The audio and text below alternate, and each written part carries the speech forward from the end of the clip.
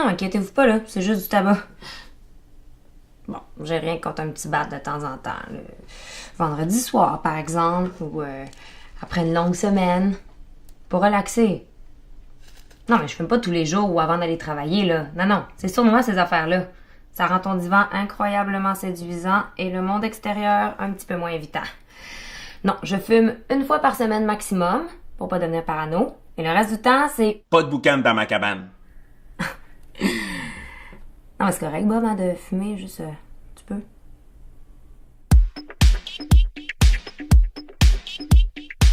Pour toi, un joint par semaine peut être très bien et l'autre, un joint par jour, peut être aussi très bien. Fait que ça peut varier d'un individu à l'autre.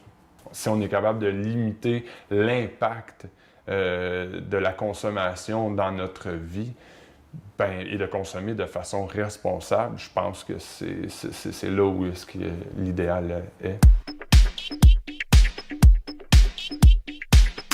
Les effets secondaires des drogues sur la santé physique et mentale sont très variables. Ça peut aller à du tremblement, ça peut aller être de l'automutilation, aller jusqu'à des tics, aller jusqu'à un développement d'un trouble de santé mentale. Je parle de schizophrénie, dépression, idées suicidaires. Ça peut aller une montée de violence, d'agressivité. Si tu as moins de 25 ans, tu es plus vulnérable justement aux effets de la drogue. Système nerveux, système digestif, ça a un impact considérable sur ton développement. C'est pas automatique, c'est pas parce que tu consommes un joint qu'automatiquement tu vas devenir schizophrène, on s'entend. Sauf qu'il faut garder en tête que les risques sont là aussi, dépendamment de l'environnement, la quantité de la substance que tu vas consommer et la fréquence aussi à laquelle tu vas la consommer. C'est tous des risques qui peuvent avoir lieu aussi, là.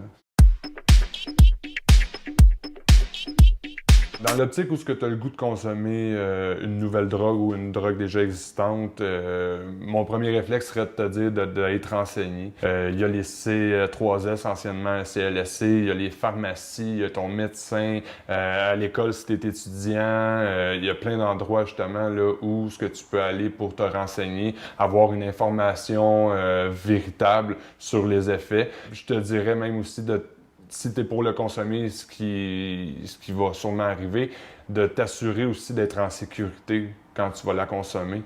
T'sais. Ne serait-ce que d'avertir quelqu'un ou d'être avec quelqu'un de confiance, puis d'y dire au moins, moi j'ai l'intention de consommer une telle substance, fait qu'au moins la personne va pouvoir être là si jamais il se passe quelque chose, si ça ne tourne pas comme il faut. Lorsque la consommation devient notre seul moyen justement pour pallier à nos problèmes ou à nos épreuves dans la vie, c'est là où c'est problématique. L'idéal serait d'avoir d'autres moyens au-delà de la consommation pour justement nous aider à traverser nos épreuves ou nos difficultés.